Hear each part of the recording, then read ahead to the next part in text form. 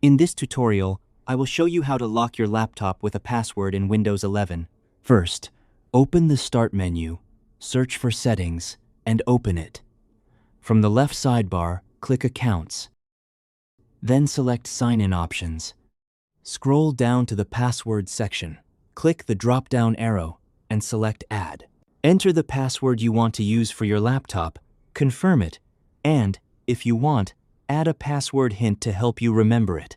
Then click Next, followed by Finish to save your changes.